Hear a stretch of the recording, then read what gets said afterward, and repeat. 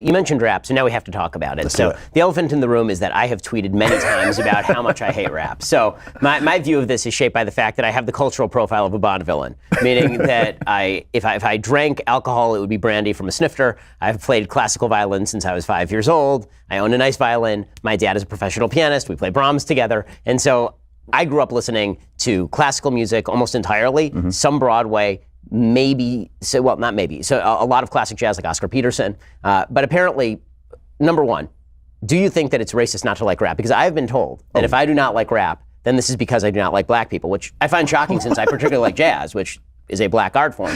So can we just assuage my fears here that I'm not a racist for not liking rap, and then you can convince me that I'm actually wrong about rap? Yeah, no, I think you're wrong. I definitely don't think it's racist. No. This is the thing. People say such crazy stuff. I don't get how someone can jump.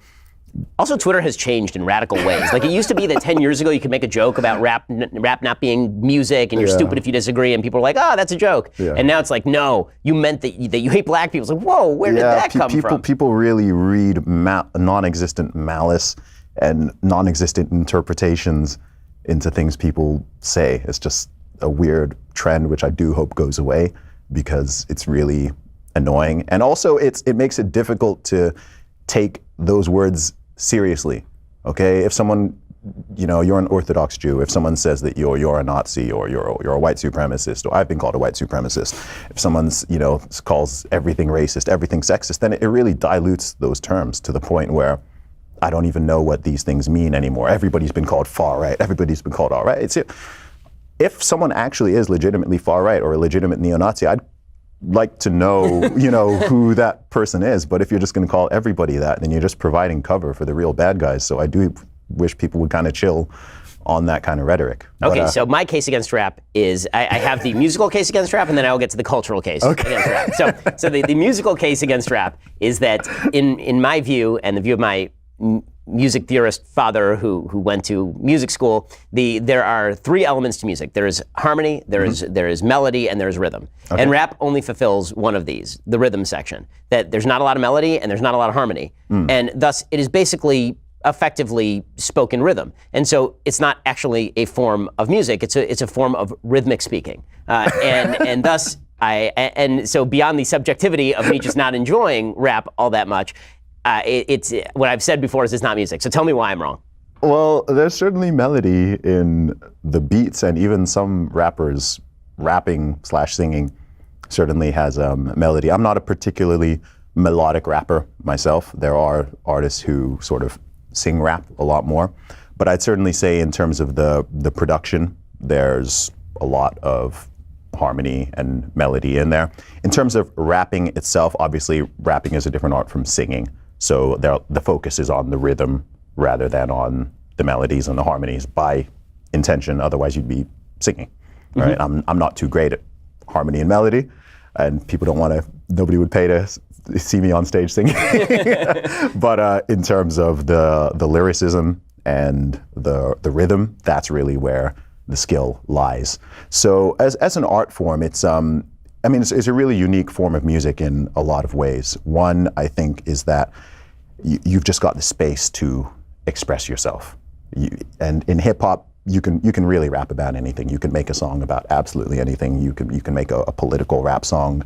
You can make a rap song about love or romance, or any topic. Lots of genres of music, you're somewhat restricted in terms of what you can talk about and express lyrically.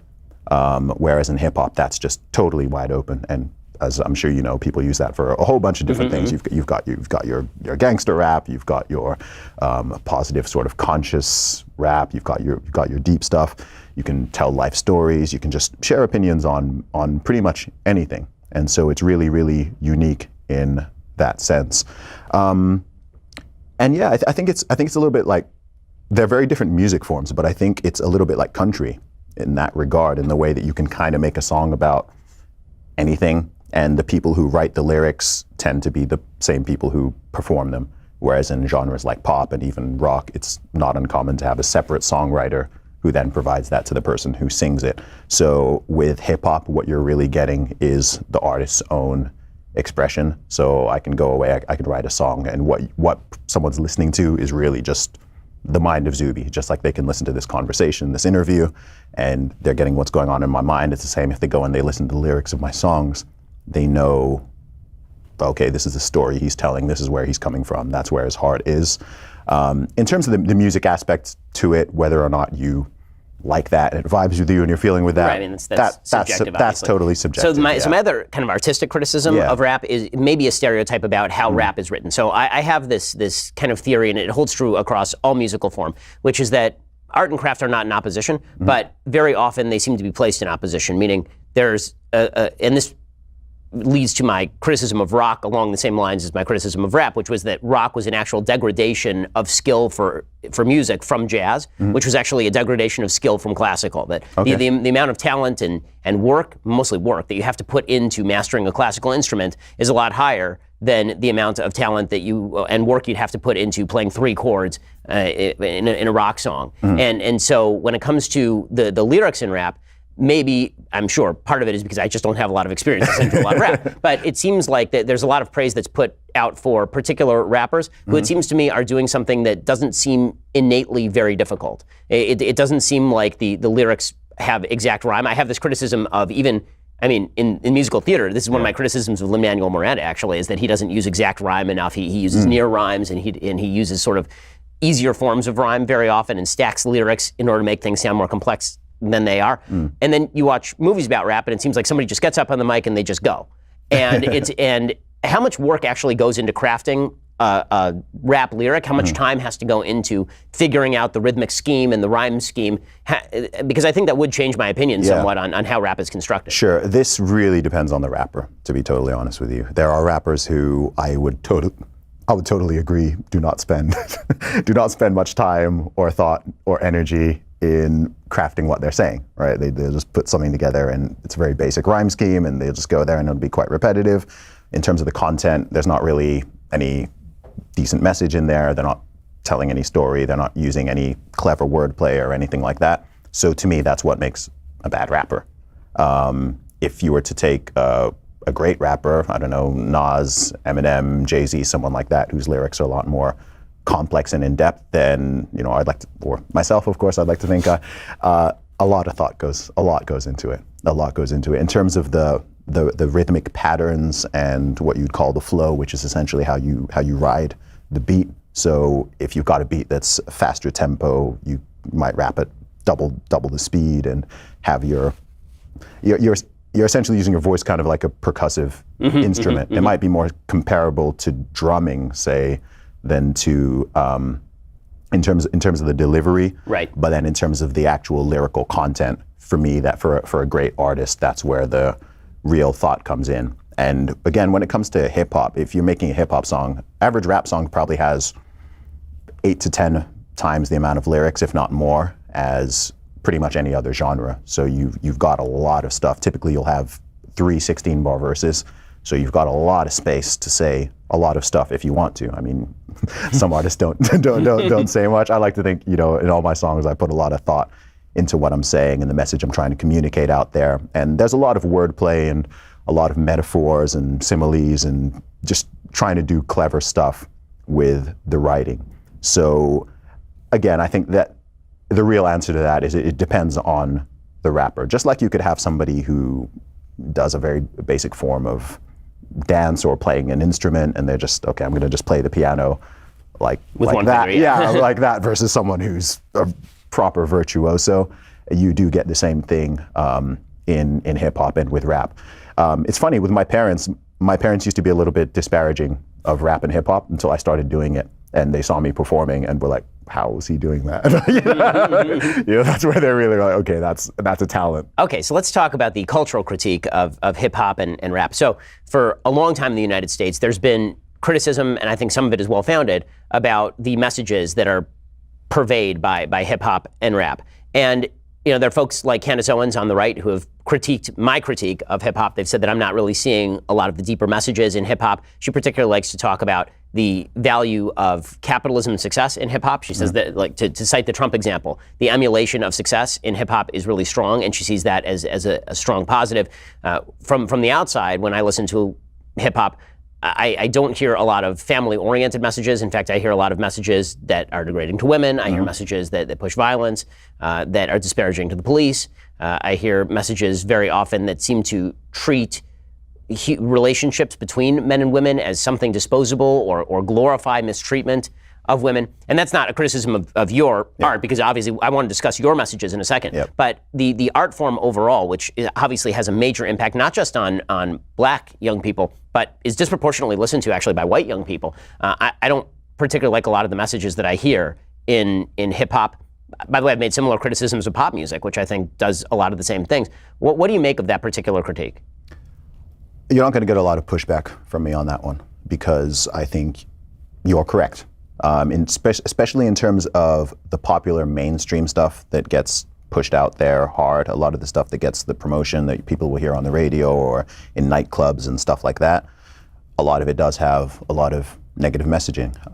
Part of that is the reason why from the very beginning of my music career, I was like, I'm going to do the opposite of that, because it's something that's there. I think it's a truth in entertainment in general.